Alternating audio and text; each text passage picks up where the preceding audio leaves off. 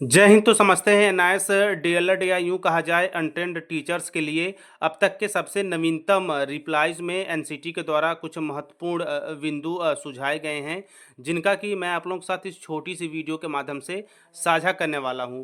ऐसे में NIS DElEd हम सभी को पता है कि अनट्रेंड टीचर्स के लिए था जो स्पेशली इन सर्विस में थे। ऐसे में 2017-19 के सेशन में यह पूरे भारतवर्ष में 14 लाख शिक्षक परिवार ने कंप्लीट किया। अभी वर्तमान समय में देखा जाए तो काफ़ी इसमें उथल-पुथल देखने को मिल रहा है इसकी वैलिडिटी को लेकर।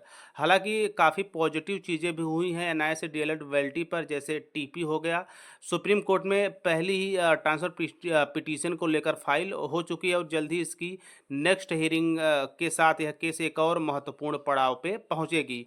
तो ऐसे में बेसिकली ऑफिशियल लेटर के माध्यम से जो अभी एक या 2 दिन पहले ही रिलीज़ किया गया था एनसीटी के द्वारा, उस पर चलते हैं और इसके साथ-साथ यह भी समझते हैं कि आपके ग्रुप में यह जो लेटर है वह काफ़ी जो है कि बड़ी संख्या पे जो है कि शेयर भी किया जा रहा है। तो ऐसे में इस ऑफिशियल लेटर का बिल्कुल बिंदुवार चीज़ों को समझेंगे और आखिरकार इसके निचोड़ के रूप में एनआईएस डीएलएड के संबंध में क्या जानकारियाँ निकलती हैं, या हम यूँ कह सकते हैं कि एनसीटी के द्वारा क्या एनआईएस डीएलएड के फेवर में चीज़ें कही गई हैं या नहीं। तो ऐसे में यहाँ पे आप देख सकते हैं कि यह जो डेट है वो 17 मई 2024 को रिलीज़ किया गया था by email hand speed post के माध्यम से। और यहाँ पे आप देख सकते हैं राष्ट्रीय अध्यापक शिक्षा परिषद भारत सरकार का एक विधिक संस्थान। तो ऐसे में national council for teacher education की तरफ से स्पेशली जो है कि इसे हम एक ग्रीवेंस के रूप में समझ सकते हैं, एक आरटीआई के रूप में समझ सकते हैं, या हम इसे एक ऑनलाइन जो है कि अपनी बात रखी जाती है उसके जवाब के रूप में समझ सकते हैं।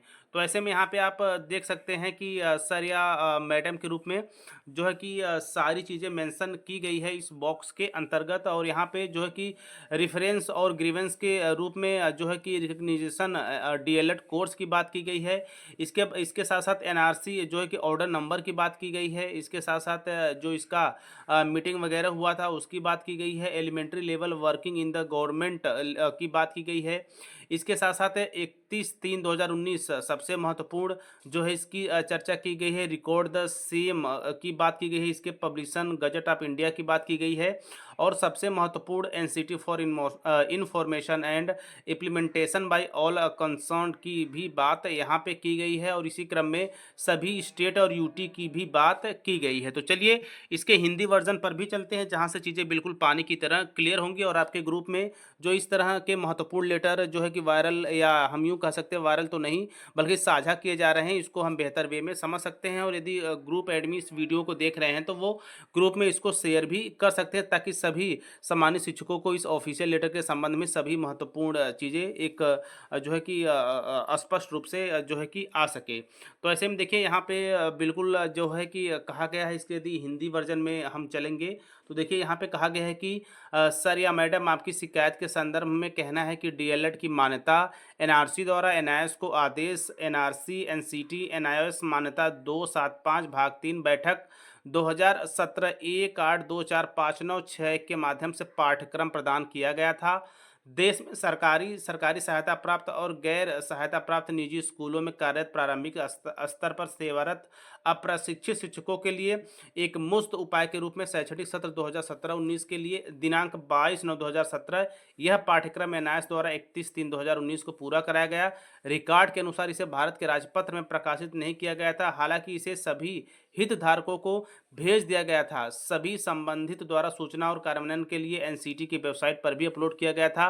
राज्य संघ, राज्य क्षेत्र सरकारों और भर्ती निकायों ने इस आदेश को ध्यान में रखा है। तो ऐसे में यहाँ पे एक चीज़ तो क्लियर है, और इसे हम एक जो है कि एक एविडेंस के रूप में भी जो है कि सबसे नवीनतम जो है कि चीज़ के रूप में रख सकते हैं। और यहाँ पे बिल्कुल स्पष्ट रूप से कहा गया है कि एनआईएस डीएलएड को द गजट ऑफ इंडिया में सम्मिलित करने हेतु या भारत के राजपत्र में प्रकाशित करने हेतु जो कार्यालयी कार्रवाई होती है वो की गई थी। लेकिन यहाँ पे जो है कि कुछ चूक होने की वजह से इसे आज तक कभी मेंशन नहीं किया गया, जिसका खामियाजा वर्तमान समय में 14 लाख शिक्षक परिवार जो है कि भुगत रहे हैं।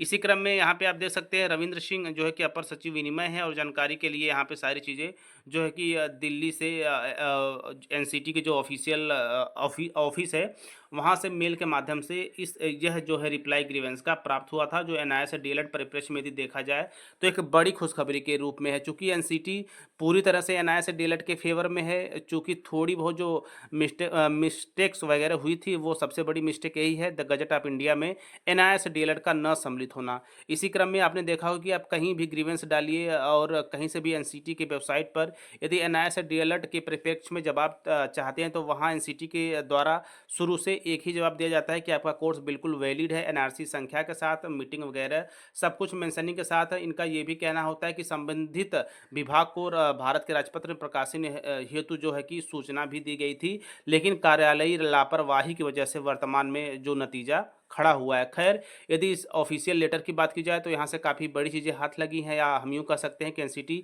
पूरी तरह से एनआईए डीएलएड के फेवर में है। तो आगे चलकर या हम यूँ कह सकते हैं कि जुलाई माह में दो महत्वपूर्ण केसों का जो है कि मेंशनिंग और डेट भी आ चुकी है। जैसे ही जो है सुप्रीम कोर्ट रीओपन होती है, एक मजबूती के साथ एनआईए डीएलएड की केस लड़ी जाएगी, और ईश्वर करे सब कुछ अच्छा होते हुए एक बार फिर से सभी तरह के जो है कि चीज़ों को समाप्त करते हुए नया से डीएलएड इतिहास रचे और वेल्टी हमेशा हमेशा के लिए हो जाए। आगे चलकर फिर इस तरह की कोई भी जो है कि दकियानूसी बातें ना निकले, या किसी तरह के कोर्ट कचहरी के चक्कर में ना पड़े। तो ये रहा जो है कि ऑफिशियल लेटर का जो है कि बिंदु टू पॉइंट, यानी कि बिंदुवार चीज़ें मैंने आप लोगों के समक्ष रखा, और मैं पूरी आशा करता हूँ कि आप चीज़ों को बेहतर वे में लिए भी होंगे, चीज़ों को समझे भी होंगे। तो चलिए मिलते हैं नेक्स्ट वीडियो में नेक्स्ट इन्फॉर्मेशन के साथ। तब तक स्वस्थ व्यस्त और मस्त रहिए।